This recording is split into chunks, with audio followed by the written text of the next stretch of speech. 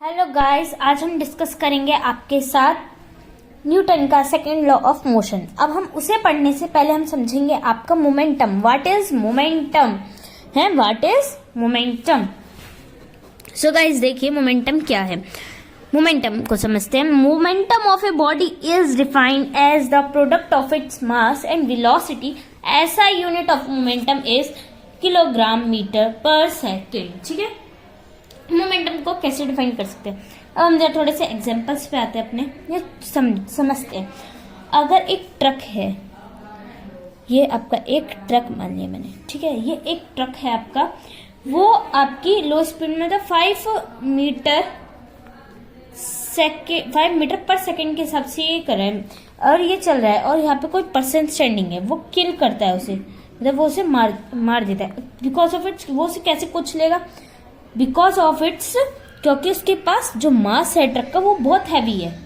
मतलब जो ट्रक है उसका जो द्रव्यमान, जो उसके अंदर चीज है, ट्रक का मास यानी भारी है। उसका जो ट्रक है, ट्रक आपका भारी है, ठीक है। और जब वो अपनी लो स्पीड से भी चल रहा है, ठीक है, पर वो यहाँ पे खड़े इंसान को कुचलेगा तो सही ना, क्योंकि जब वो मोशन में, जब वो मूव कर रहा है ट्रक और उसके सामने कोई इंसान आ जाएगा, क्योंकि ट्रक भारी चीज है, ठीक है, जब वो उसके ऊपर से निकल कर भी जाएगा तो वो कुचल जाएगा। क्योंकि अगर कोई छोटी सी चीज, ठीक है, समझिए आप तो किसी भी चीज को ले लीजिए। अच्छा, एक सिंपल सा एग्जांपल मैं बर्फी का देती हूँ आपको, ठीक है।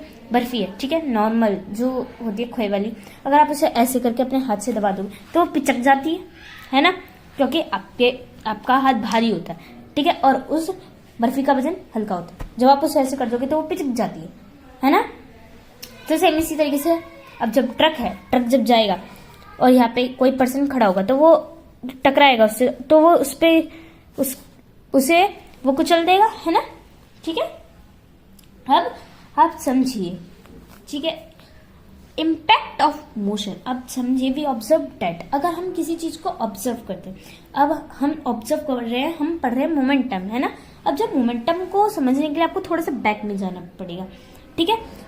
मोशन किसके द्वारा पॉसिबल है, मोशन आपका किस लिए डिपेंड, किस पे करता है, जो मोशन है, जो इम्पैक्ट ऑफ मोशन है वो किस पे डिपेंड करता है, आपका मास और वेलोसिटी पे, है ना। और देखिए, अब कोई भी चीज एक्सेलरेट करेगी, और कोई भी ऑब्जेक्ट आपका एक्सेलरेट करे, अच्छा, एक्सेलरेशन किसे कहते हैं, एक्सेलरेशन किसे कहते हैं, rate of change of velocity with time, velocity में चेंज आना टाइम के अनुसार, वो आपका एक्सेलरेशन कहलाता है ना। अब ये समझिए, अगर हमारा वेलोसिटी ज्यादा होगी, है ना, और टाइम ज्यादा होगा तो हमारी एक्सेलरेशन ज्यादा होगी, ठीक है, वो हमें ज्यादा एक्सेलरेशन करेगा, ठीक है, उसकी एक्सेलरेशन हाई होगी अगर उसकी वेलोसिटी ग्रेटर होगी, ठीक है। तब समझिए, अब जो इस चीज को, जो मास और वेलोसिटी को दोनों को कंबाइन करता है एक दूसरे से, वही आपका उसी को हम कहते हैं, न्यूटन ने उसी चीज को नाम दिया है आपका मोमेंटम। न्यूटन ने उसी चीज को नाम दिया है अपना मोमेंटम। और मोमेंटम को हम कैसे डिफाइन कर सकते हैं, एक छोटी सी इसकी डेफिनेशन लेते हैं। Momentum of a body is defined as the product of its mass and velocity. जो न्यूटन ने बताया है कि जो आपके मास और वेलोसिटी को कंबाइन करता है एक दूसरे से, वही आपका मोमेंटम कहलाता है। तो और मोमेंटम की ऐसा यूनिट क्या है आपकी, मोमेंटम की ऐसा यूनिट है किलोग्राम मीटर पर सेकेंड, ठीक है, किलोग्राम मीटर पर सेकेंड। अच्छा, मोमेंटम को हम कैसे कर सकते हैं, मोमेंटम बराबर क्या होता है, मास इंटू वेलोसिटी। इधर लिखा है ना, momentum of a body is defined as the product of its mass. ये मास है, ये मोमेंटम है आपका। मोमेंटम कैसे डिफाइन कर सकते हैं, मास और उसके वेलोसिटी के प्रोडक्ट के अनुसार। मास और वेलोसिटी का जब हम गुणा करेंगे इन दोनों को तो आपका मोमेंटम कहलाएगा, है ना। और मोमेंटम को हम डिनोट कैसे करते हैं, पी से आप मोमेंटम को डिनोट करते हैं, और m into v, m v, ठीक है, यह आ जाता है P equals to m v. यही आपका होता है आपका मोमेंटम, ठीक है। अब देखिए, अगर आपकी बॉडी रेस्ट पे है, सपोज कीजिए कि आपकी बॉडी रेस्ट पे है और आपकी फिर वेलोसिटी क्या होगी, जब वो कोई चलेगी नहीं, कोई वो नहीं करेगी तो वो 0 होगी, है ना। तो जब v आपका 0 होगा, ठीक है, तो जो आपका मोमेंटम है वो भी आपका 0 ही होगा, ठीक है। तो गाइज अब हम अपना मोमेंटम समझ चुके हैं, ठीक है। अब हम अपना मोमेंटम समझ चुके हैं, तो अब हम समझेंगे आपका न्यूटन का सेकेंड लॉ। न्यूटन का सेकेंड लॉ क्या कहता है, अब समझिए। न्यूटन सेकेंड लॉ क्या कहता है, rate of change of momentum of a body is equal to force applied to the body and takes place in the direction of the force, ठीक है। ये आपका न्यूटन का सेकेंड लॉ कहता है, यानी कि आप समझिए, ये चीज समझिए, rate of change of momentum. हमने मोमेंटम का चेंज तो समझ लिया, मोमेंटम में चेंज क्या कहलाता है, मोमेंटम में चेंज जब आपकी एक्सेलरेशन ज्यादा होगी, जब आपकी एक्सेलरेशन ज्यादा होगी तो आपकी मतलब वेलोसिटी ज्यादा होगी, एक्सेलरेशन होगा, और इन चीजों को जो मास और वेलोसिटी को जो कंबाइन करता है एक दूसरे से, वो आपका मोमेंटम कहलाता है। यानी कि समझिए, ठीक है, वो आपका मोमेंटम कहलाता है। अब समझिए, अगर आप मोमेंटम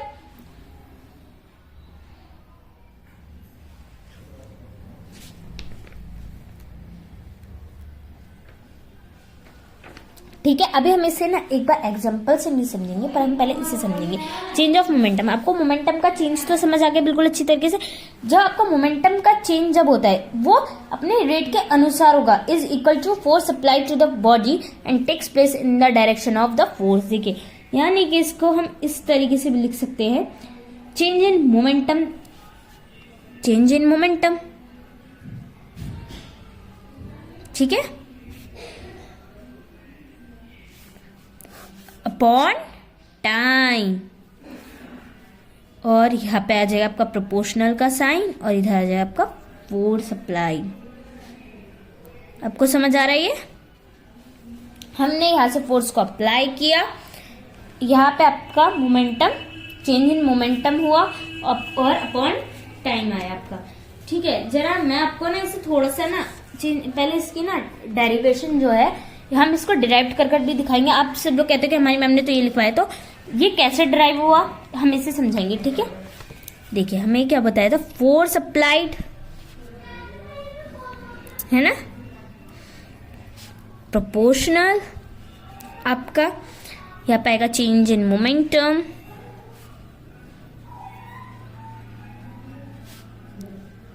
अपॉन टाइम, ठीक है। एफ चेंज इन मोमेंटम को हम डेल्टा पी से डिनोट करते हैं, अपॉन हम कभी कभी टी को, टाइम को डेल्टा टी से भी डिनोट कर लेते हैं, ठीक है। अब यहाँ पे आपका प्रोपोर्शनल का साइन है, और जब ये प्रोपोर्शनल हटेगा तो आपका के आ जाएगा, के कांस्टेंट, तो ये आ जाएगा f is equals to p upon T.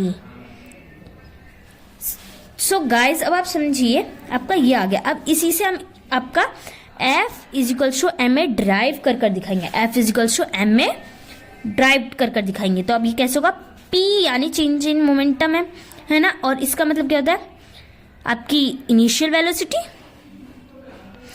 आपकी फाइनल वेलोसिटी माइनस आपकी इनिशियल वेलोसिटी, आपकी इनिशियल वेलोसिटी अपॉन टाइम, है ना।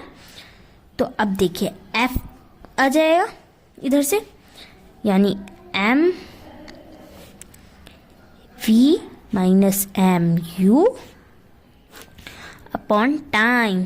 आप इधर से एम को कॉमन ले सकते हैं, है ना, v minus u upon T आपका क्या बन जाता है, एक्सेलरेशन। तो भैया यही होता है आपका एक्सेलरेशन, क्या होता है, v minus u upon t, ये आपका एक्सेलरेशन होता है। तो हम F is equals to m a लिख सकते हैं, हम इसे m v minus u upon t को हम एक्सेलरेशन से डिनोट करते हैं, तो आपका तो आ गया ना F is equals to m a. तो हमने आपको मोशन, ये न्यूटन की सेकंड लॉ की हमने ड्राइव कर भी दिखा दी है, और यही आपका जो मेन आंसर है ये वही होता है। हमने इस इक्वेशन को ड्राइव करके समझ लिया। ठीक है, अब हम समझते हैं हमारा जो नॉर्मल चीज है, मोमेंटम को हम जिस तरीके से समझना चाहते हैं, न्यूटन की सेकंड लॉ अच्छी तरीके से समझ नहीं आती, याद नहीं होती, तो हम एक और बार आप ना वीडियो को बैक करके देख लीजिएगा। अब देखिए, समझते हैं कोई भी इशू हो तो। अब देखिए, rate of change of momentum. Change of momentum आप समझ चुके हैं अच्छी तरीके से। आपके मोमेंटम में चेंज, जब आपकी वेलोसिटी ज्यादा होगी तो आपका, जब वेलोसिटी आपकी ज्यादा होगी है ना, एक्सेलरेशन होगा। एक्सेलरेशन बराबर क्या होता है, आपकी फाइनल वेलोसिटी होती है और आपकी इनिशियल वेलोसिटी होती है, दोनों को माइनस करते हो टाइम के अकॉर्डिंग, तो आपका एक्सेलरेशन आ जाता है। ठीक है, एक्सेलरेशन होगा जब आपकी मास और वेलोसिटी को हम कंबाइन करते हैं एक दूसरे के साथ, तो आपका मोमेंटम होता है। तो यही चीज समझ लीजिए कि जैसे हमारे आप और मैं और मेरा एक फ्रेंड है, ठीक है, हम लोग की जो बाइक है वो, उसका मास इक्वल है। ठीक है, मास इक्वल है दोनों की बाइकों का। अच्छा, वेलोसिटी भी इक्वल है, हम 0 to 100 ही पहुंचा रहे हैं अपनी स्पीड को। अच्छा, परंतु टाइम में अंतर आ रहा है। वो क्या है, वो मैं पहुंचा रही हूं आपका 1 मिनट में, मैं आपका सपोज कर मैं पहुंचा रही 5 मिनट में 0 to 100 की स्पीड पर। ठीक है, परंतु वो 0 to 100 की स्पीड पे कैसे पहुंचा रहा है, 1 मिनट में।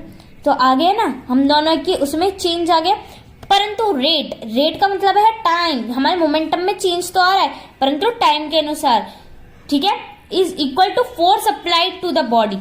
किसके अनुसार, किसके इक्वल आ रहा है, जो हमने अपनी बॉडी पर फोर्स लगाई, जो हमने अपनी बाइक में स्पीड के लिए फोर्स लगाई, उसी के इक्वल आ रहा है। And take place in the direction of the force. देखो, डायरेक्शन ऑफ द फोर्स, जब डायरेक्शन आएगी तभी तो वो होगा। ये आपकी वेक्टर क्वांटिटी है ना, तो यही आपका न्यूटन का सेकंड लॉ होता है। हमने न्यूटन का सेकंड लॉ अच्छे से डिस्कस कर लिया है। ठीक है, अब हम समझते हैं थोड़े से example. Pushing a shopping cart, जब हम पुश करते हैं आपकी शॉपिंग कार्ट को, मॉल्स वगैरह में जब आप कोई सामान खरीदते हैं तब कार्ट को पुश करते हैं ना, उसी से हम एग्जाम्पल समझते हैं अपना।